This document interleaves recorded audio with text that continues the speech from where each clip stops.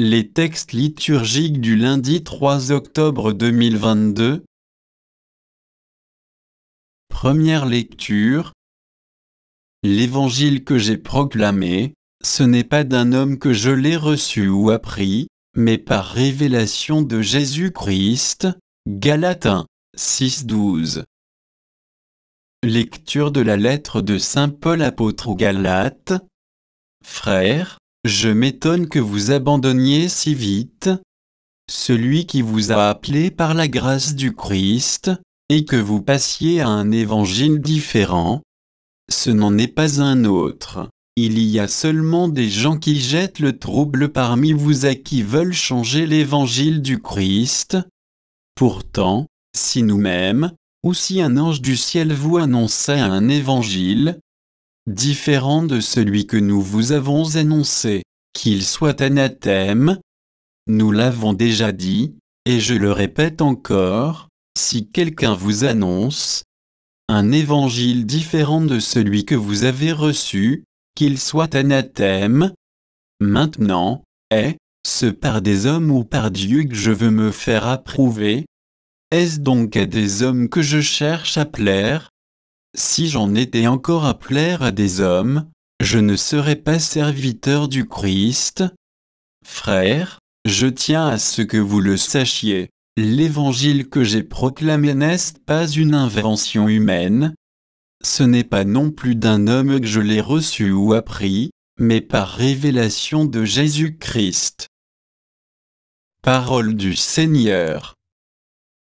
Psaume 110, 111, 1, 2, 7, 8, 9, 10 et de tout cœur je rendrai grâce au Seigneur dans l'assemblée, parmi les justes. Grandes sont les œuvres du Seigneur, tous ceux qui les aiment s'en instruisent. Justesse et sûreté, les œuvres de ses mains, sécurité, toutes ses lois, établies pour toujours et à jamais, accomplies avec droiture et sûreté. Il apporte la délivrance à son peuple, son alliance est promulguée pour toujours, saint et redoutable est son nom, à jamais se maintiendra sa louange. Évangile. Qui est mon prochain? Luc 10, 25-37. Évangile de Jésus-Christ selon saint Luc. En ce temps-là, voici qu'un docteur de la loi se leva et mit Jésus à l'épreuve en disant : Maître, que dois-je faire pour avoir en héritage la vie éternelle? Jésus lui demanda : Dans la loi, qu'y a-t-il d'écrit? Et comment lis-tu? L'autre répondit : Tu aimeras le Seigneur ton Dieu de tout ton cœur, de toute ton âme, de toute ta force et de toute ton intelligence, et ton prochain comme toi-même. Jésus lui dit : Tu as répondu correctement. Fais ainsi et tu vivras. Mais lui, voulant se justifier, dit à Jésus : Et qui est mon prochain? Jésus reprit la parole : Un homme descendait de Jérusalem à Jéricho, et il tomba sur des bandits. Ceux-ci, après l'avoir dépouillé et roué de coups, s'en allèrent, le laissant à moitié mort. Par hasard, un prêtre descendait par ce chemin, il le vit et passa de l'autre côté.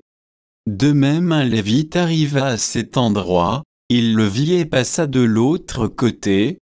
Mais un Samaritain, qui était en route, arriva près de lui, il le vit et fut saisi de compassion.